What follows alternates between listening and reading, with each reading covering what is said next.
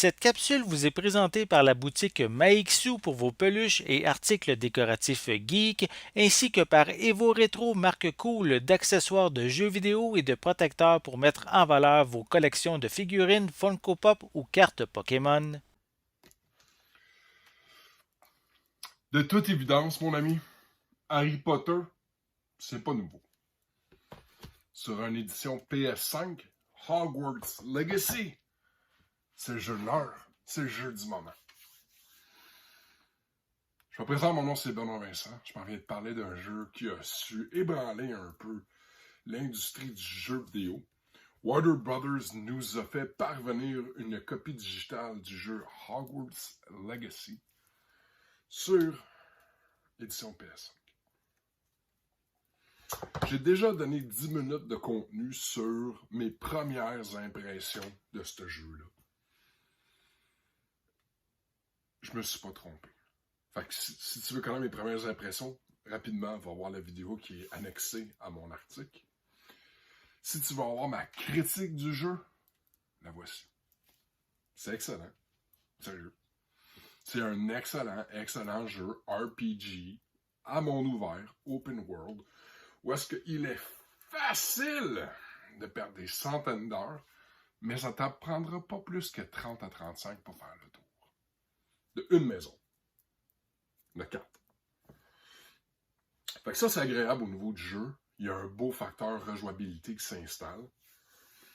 Puis je vais tout de suite, en tant qu'aujourd'hui, à ce jour, là, présentement, là, il n'y a aucun vent de DLC, de personnages additionnels, de maps ajoutées secondaires. Ça se peut que ce soit tout du vent, mais à partir de mon moment présent aujourd'hui, pendant que je suis en train de faire ma vidéo, il n'y a rien.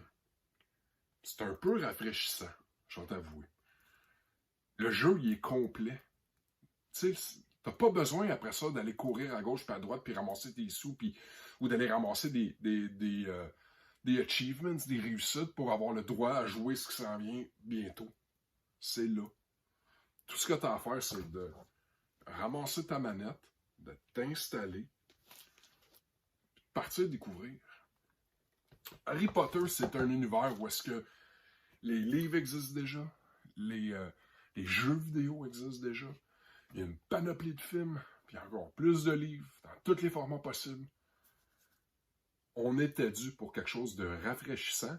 Puis je ne sais pas à quel point Fantastic Beasts, c'était vraiment quelque chose. Tu sais, c'est annexé, c'est cool, là, mais...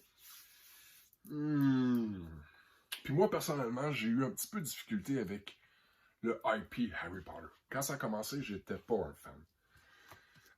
Ayant joué Hogwarts Legacy, d'entre-mes-temps, j'ai écouté les films au complet, puis je me suis pas endormi. C'est sorti le 2/10/2023, le 10 février. Jeu de rôle aventure, édité par Warner Brothers Interactive.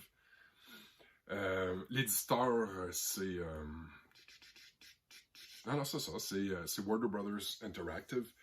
Dans les voix, il y en a pour toutes les saveurs. Anglais, espagnol, français, japonais, portugais, portugais du Brésil. Ouais, c'est ça. Pour les langues, anglais, chinois, chinois simplifié, chinois traditionnel, coréen, espagnol,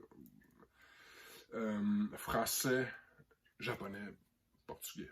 C'est hot. Pour de vrai, se sont organisés pour tout le monde puisse y jouer.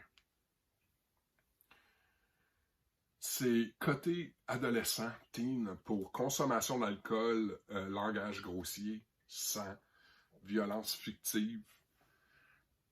Je pense pas que moi, j'aurais de la difficulté à laisser un plus jeune enfant jouer à ce jeu-là. Il est open world, tu peux faire de tout. S'il y a des endroits que toi, tu sais que c'est un petit peu plus corsé, peut-être éviter de l'envoyer par là, mais il y a plein d'aspects de ce jeu-là qui est vraiment tout âge. De voler avec un balai, de voler avec un griffon, de voler tout ce que tu trouves. C'est hot. J'aime le volet profondeur de ce jeu-là. Puis je pense que c'est ça qui m'a charmé davantage, c'est ça qui m'a charmé le plus. Autant que tu peux aller pour la ligne narrative où est-ce que 30 sais, une semaine, 30-35 heures. Je pense qu'il y a quelqu'un qui a 24 heures. 24 heures de live stream, c'est pas bon, c'est pas ça que je vais te montrer. Il a fait le tour du jeu, puis 100% partout. Fait que toutes les solutions sont en ligne. Quelqu'un qui veut pleinement savourer ce jeu-là, c'est disponible. Le bémol, c'est de faire attention sur quelle édition tu vas décider d'acheter. Parce que tu peux acheter l'édition PC, tu peux acheter l'édition Xbox, PlayStation, Steam. Puis d'un endroit à un autre où tu vas aller te procurer le jeu, ben, il va y avoir des avantages de l'édition que tu vas utiliser. Fait qu'autant que j'ai pas fait l'exercice, là, je peux aller voir, mais en ligne, ils disent si tu achètes le jeu à la maison d'édition, ben, l'algorithme, par la suite, il sait où tu es allé chercher ton jeu. Puis tous les vendeurs à l'intérieur de ton expérience de jeu saura être plus généreux avec toi. Des fois, ça peut valoir la peine. Je te dis tout de suite, pour moi, l'argent n'a pas été un trouble dans ce jeu-là. L'édition Deluxe versus la version standard PlayStation. Je vais te parler de ce que je sais. Édition standard, on parle quand même de jeux de 89,99 $. Ça, c'est le prix à sa sortie. Tu as le jeu Hogwarts Legacy, tu as des quêtes exclusives. Si tu prends la Deluxe, soit 99, 10 $ de plus, tu as le jeu Hogwarts Legacy, tu as les quêtes exclusives, tu as le pacte de magie noire, tu as le pacte de le calo, dans le fond, l'uniforme magie noire, puis tu as aussi accès au Dark Arena. Puis ça fait toute la différence si tu veux level up tes personnages plus tôt que plus tard. J'ai pas regretté mon temps, j'ai pas regretté mon gameplay. L'édition physique, c'est peut-être quelque chose qui aurait pu être cool. Il y a une baguette qui vole au-dessus d'un grimoire. Fait que pour ceux qui sont fans de physical media, ça peut être cool.